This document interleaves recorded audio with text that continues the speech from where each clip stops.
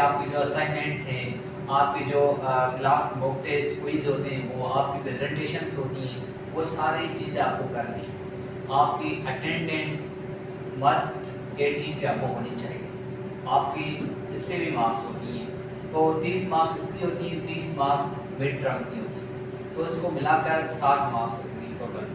तो सबसे पहले आप सब्जेक्ट पे आ जाते हैं। तो फर्स्ट सेमेस्टर की अगर बात करें तो फंडामेंटल ऑफ नर्सिंग है। फंडामेंटल ऑफ नर्सिंग सिर्फ एक ऐसा सब्जेक्ट है, आप ऐसे समझो कि नर्सिंग अगर आप कर रहे हो तो फंडामेंटल ऑफ नर्सिंग आपको मस्ट इम्पॉर्टेंट आनी चाहिए। वो एक वाइड सब्जेक्ट है जो 2 GPA रखता है। अगर उसको आप क्लियर रखते हो, वो सब्जेक्ट आपका क्लियर हो जाता है, तो ऐसे समझो कि आपकी 2 GPA मेंटेन हो। उसके बाद जो आपके एनाटमी आता है, माइक्रोबायोलॉजी है, बायोकेमिस्ट्री है, तो इसको भी आपको कवर करना है। उसके बाद एनाटमी आता है, एनाटमी को आपको मस्ट इम्पॉर्टेंट उसका भी GPA। फंडामेंटल ऑफ नर्सिंग के 8 क्रेडिट आ रहे हैं, तो उसको भी आप कवर करें।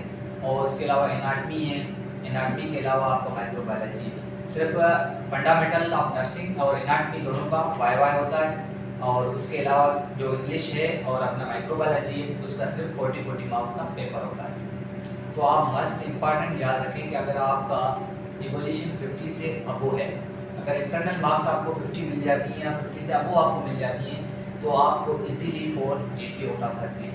अब बात पढ़ने की आती है, तो आप ऐसे करें, जो भी चीज़ आपको पढ़ाई जाती है आप रोज़ाना पढ़ें। आधा घंटा 2 घंटा तकरीबन आप अपने उस सब्जेक्ट को दें, ताकि आप वो चीज़ें आप कवर कर सकें। रोज़ आप मतलब चीज़ों को पढ़ते जाओगे, और इसके हवाले से और इसके अलावा आपको मस्ट प्रैक्टिस करनी चाहिए।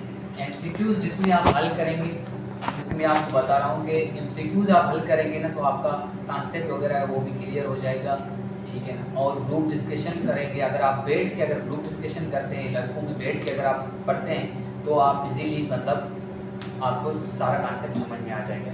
और इससे अच्छा बेहतर एक और भी है कि अगर आप कोई जो चीज़ पढ़ रहे हैं, आप फॉर एग्जांपल आपने कोई PPT पढ़ी है, आपने कोई किताब में चीज़ पढ़ी है, आपने कोई लेक्चर सुना है, वो लेक्चर आप किसी और को भी सुनाओ, आपके साथ आपका कोई क्लासमेट है उसको, आपके साथ कोई दूसरा दोस्त है उसको भी आप बताओ, कि ताकि वो चीज़ें आपको क्लियर हो जाएंगी।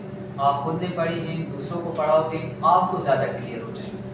तो ये सारे सब्जेक्ट और ये सारी चीज़ें आप मेंटेन रखें। और इसके हवाले से और कभी भी ये मत सोचना कि मुझसे नहीं होगा, मैं नहीं कर पाऊँगा। मतलब मेरी एक अपनी कोटेशन है कि मैं हमेशा जब पढ़ता हूँ तो यही सोचता हूँ कि everything is possible with your efforts and your hard works. Her cheese possible है, इंसान ने हर चीज़ बनाई हुई है। रोबोट है, अब देख लो ना, कितनी चीज़ें इंसान ने बनाई हुई है। इंसान के बाद बड़ी अल्लाह ताला ने अशरफुल मखलूक़ात हमें बनाया, और अल्लाह ताला फरमाते भी हैं कि मैंने इंसान को बड़े एहसन तरीके से बनाया हुआ है, और आप मेहनत करें, अल्लाह आपको।